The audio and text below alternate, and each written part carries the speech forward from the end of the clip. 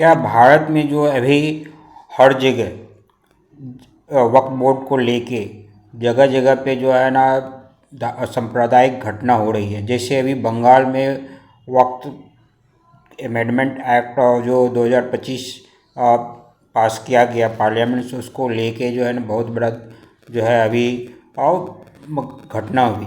और फिर अदर जगह पे जो है ना हर स्टेट में जो है मुस्लिम समुदाय के द्वारा जो है ये चैलेंज किया जा रहा है, या फिर जो है वो लोग जो है धमकी दे रहे हैं कि अगर वापस नहीं लेती है वक्फ बोर्ड कानून को तो फिर जो है हम ऐसा करेंगे वैसा नहीं। क्या इसके लिए सुप्रीम कोर्ट के जो जज हैं वही जिम्मेदार हैं?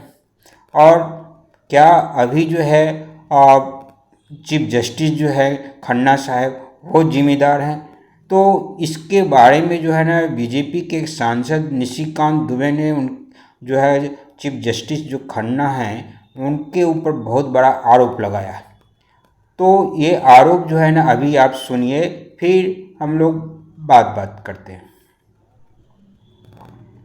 आर्टिकल 368 कहता है कि इस देश के संविधान को, पार्लियामेंट को सभी कानून बनाने का अधिकार है। इस देश में धार्मिक युद्ध भड़काने के लिए केवल और केवल सुप्रीम कोर्ट जिम्मेवार है। सुप्रीम कोर्ट का एकमात्र उद्देश्य है show me the face will show you the law.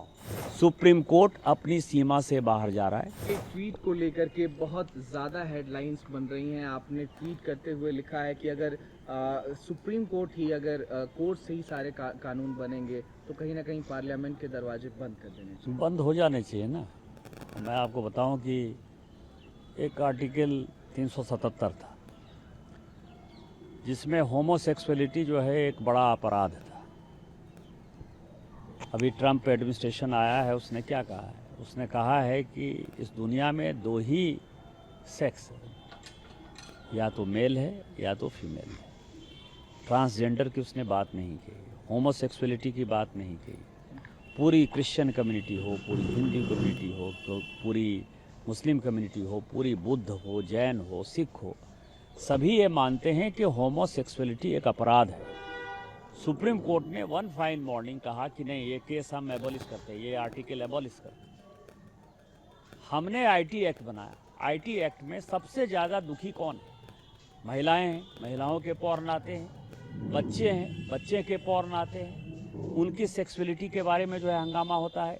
एक दिन सुप्रीम कोर्ट खड़ा होता है, वो कहता है 66 से ख़त्म कर दिया, आईटी एक्ट ख़त्म कर दिया। अभी आप समझिए, मैंने आर्टिकल 141 का बहुत बड़ा जो है अध्ययन किया है। आर्टिकल 141 कहता है कि हम जो कानून बनाते हैं, हम जो जजमेंट देते हैं, वो लोअर कोर्ट से लेकर सुप्रीम कोर्ट तक लागू है। लोअर कोर्ट से लेकर सुप्रीम कोर्ट तक लागू है, लेकिन कानून बनाने वाला जो है आर्टिकल 368 क्या कहता है? आर्टिकल 368 कहता है कि इस देश के संविधान को, पार्लियामेंट को सभी कानून बनाने का अधिकार है। कानून की व्याख्या करने का अधिकार सुप्रीम कोर्ट है।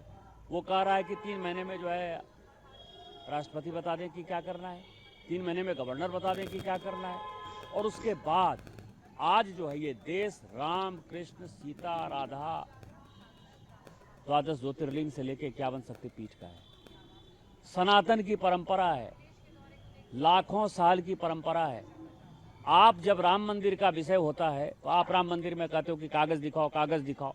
कृष्ण जन्मभूमि का मामला आएगा मथुरा में तो कहोगे कागज़ दिखाओ। आप जब शिव की बात होगी, ज्ञानवापी मस्जिद की बात आएगी, कागज़ दिखाओ। और आज केवल आप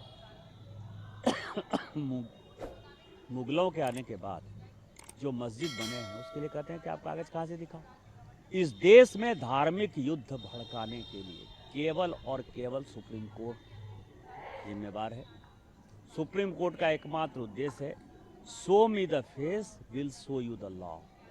सुप्रीम कोर्ट अपनी सीमा से बाहर जा रहा है। सुप्रीम कोर्ट की सीमा यह है कि भारत का संविधान जिस कानून को बनाया उस कानून की उसको व्याख्या करनी है, और यदि वो व्याख्या नहीं कर सकती है और सब कुछ के लिए सुप्रीम कोर्ट जाना है, इस संसद का कोई मतलब नहीं है, विधानसभा का कोई मतलब नहीं है, उसको बंद कर देना चाहिए। जो अपॉइंटिंग अथॉरिटी है उसको आप निर्देश कैसे दे सकते हैं?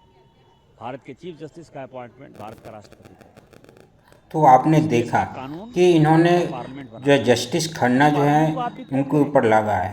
ये जो लगाया गया है ये का काउजेज है, क्या है कि कोर्ट जो है सुप्रीम कोर्ट जो है वहाँ पर जजेज का जो है ना अब जो है कुछ इंटेंशन डिफरेंट दिखने लगे हैं, क्योंकि ये जो है बात तो बोलते हैं कि आर्टिकल 14 जो है इक्वलिटी की बात करते हैं, लेकिन क्या सुप्रीम कोर्ट आर्टिकल 14 इक्वलिटी की वो सस्टेन कर रहे हैं?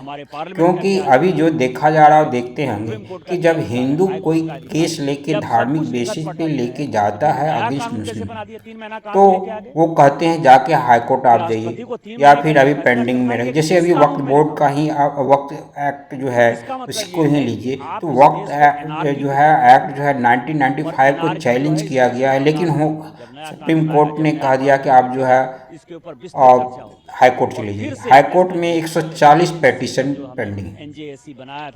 फिर जो है अगर कुछ बात अगर होती है तो सीधे बोलते हैं जाके आप हाई कोर्ट चले जाइए, लेकिन वही एक जो है समुदाय मुस्लिम समुदाय के व्यक्ति जब आते हैं सुप्रीम कोर्ट में तो वो इमीडिएट हेयरिंग करने की बात करने लगते हैं और वहाँ पे रिलीजियस मैटर उनका इम्पोर्टेंस दिखता है। लेकिन अगर हिंदू समाज के व्यक्ति अगर अपने रिलीजियस को लेके जाते हैं तो वो जो है उनको इम्पोर्टेंट नहीं दिखता। तो क्या ये आर्टिकल 14 का वायलेशन नहीं है? खुद सुप्रीम कोर्ट कर रही है। तो यहाँ पे जो है ना यही सब के काउज जो है ऑफकोर्स जो है ऑलरेडी आपने देखा होगा कि कई जो है ना क्वेश्चंस उठे हैं जुडिशियरी पे, ये भ्रष्टाचार के लेके हो या जो है ना पैरिटी हो रही है, बायस हो रही है, इस तरह से लेके जो है ना अब जो है अकाउंटेबिलिटी जो है ना जुडिशरी खो चुकी है। अब जो साख बचा हुआ था सुप्रीम कोर्ट का वो भी है अब जो है साख खत्म हो चुकी है। अब देखिए जो है ना यहाँ पे जो है अब सुप्रीम कोर्ट अपना जो है 142 आर्टिकल जो है जिसको हम 142 आर्टिकल बोलते हैं उनके अंतर्गत जो है वो राष्ट्रपति को जो है इनडायरेक्टली जो है ना ऑर्डर दे रहे हैं और डायरेक्टली जो है राज्यपाल को ऑर्डर दे रहे हैं किसी बिल को 3 महीने मैक्सिमम रख सकते हैं और राज्यपाल को अगर ऑर्डर दे रहे हैं तो इनडायरेक्टली आप राष्ट्रपति को ऑर्डर दे रहे हैं। तो ये सब लेके क्वेश्चंस उनके ऊपर उठने लगा है और यही काउज है कि निशिकांत दुबे जी जो है बीजेपी के सांसद हैं, उन्होंने ऐसा क्वेश्चंस जो है सुप्रीम कोर्ट के जजेज पे उठाए और साथ में खास करके जो है ना ये चीफ जस्टिस जो है ना खन्ना साहब हैं इनके ऊपर उठाए हैं।